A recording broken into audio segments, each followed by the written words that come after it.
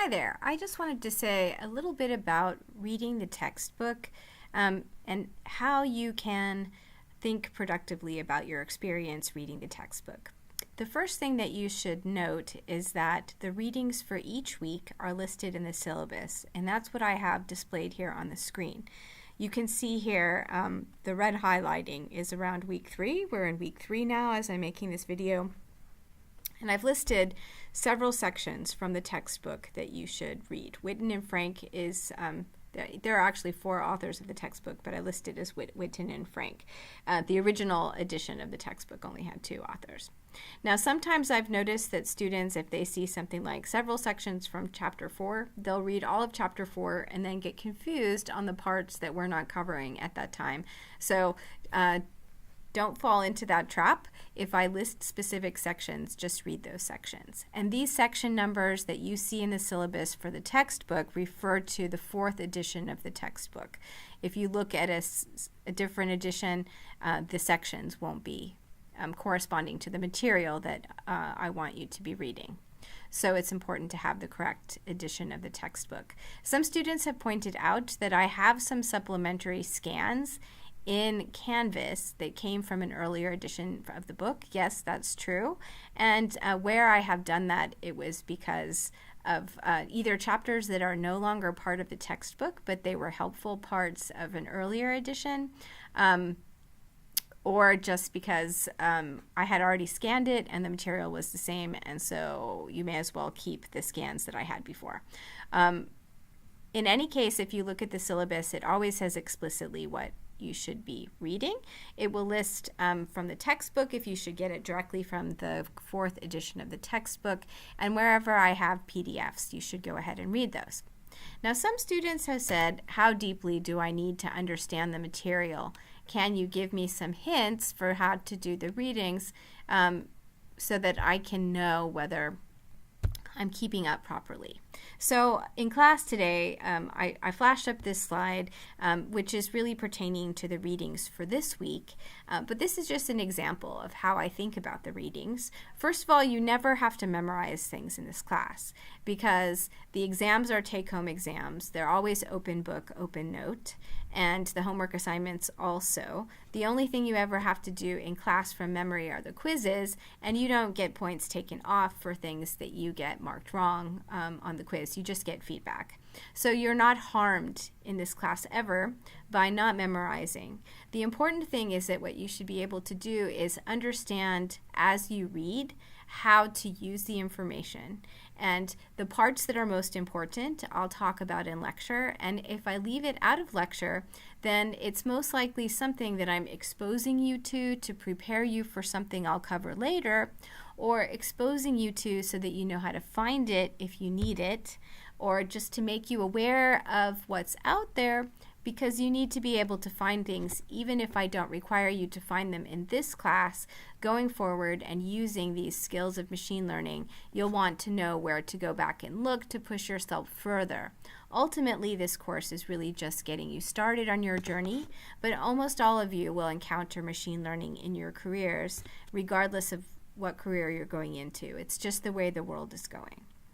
So the first 3 sections are things that I will cover in depth in this unit on probabilistic modeling and weight-based modeling that we're in right now.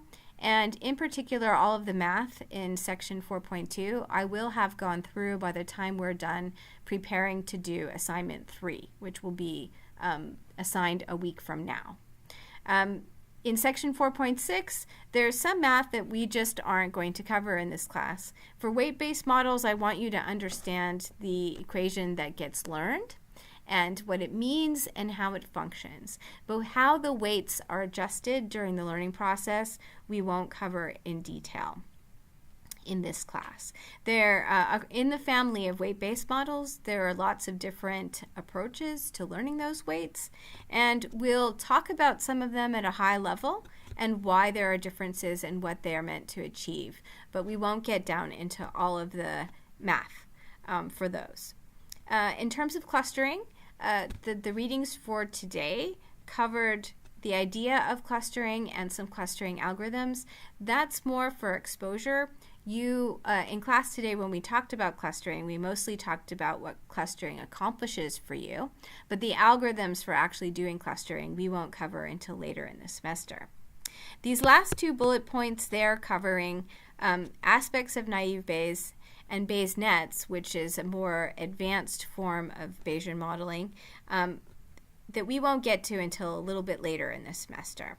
But I want to expose you to it now because what I want you to understand is how the simple version that we're talking about now is limited, and that there are ways of addressing the limitations, and to just expose you to those things, because when we come back around, then you'll recognize them. You will have heard of them before. They won't be completely foreign to you, and we will extend what we're getting into now. Appendix A2 is very supplementary. You could skip it, actually, if you want to. I suggest exposing yourself to this information because you'll hear these words being used. You'll want to understand that there are different distributions. Why do we have different distributions? How can we, I'm going to be referring to how it is that you can modify the behavior of some of these algorithms by simply swapping in a different distribution. That'll be very abstract to you if you've never even been exposed to it, if you don't know, you haven't seen what I'm referring to. So I like to present that as an opportunity for you to push yourself a little further, or at least expose you to that information.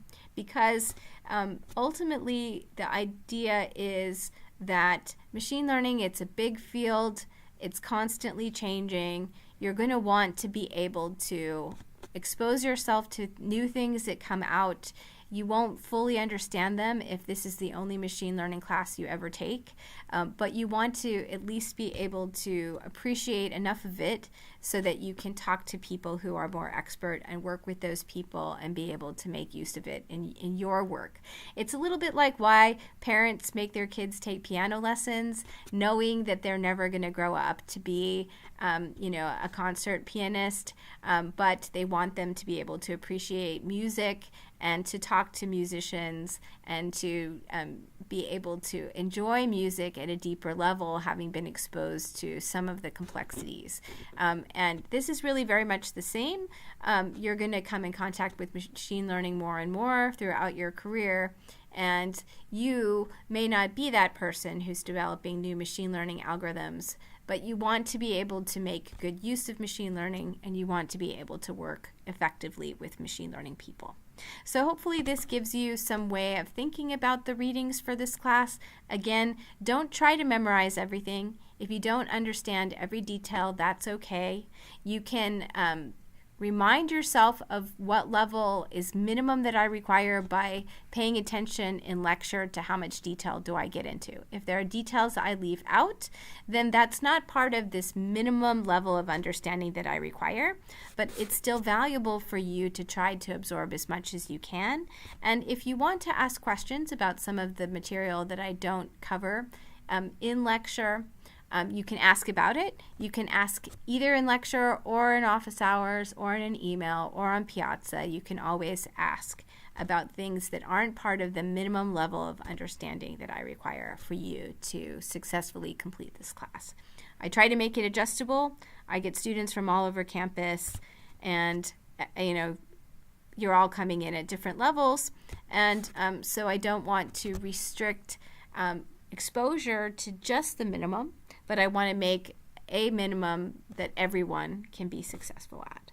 So let me know if there are more questions along these lines, and good luck in the course.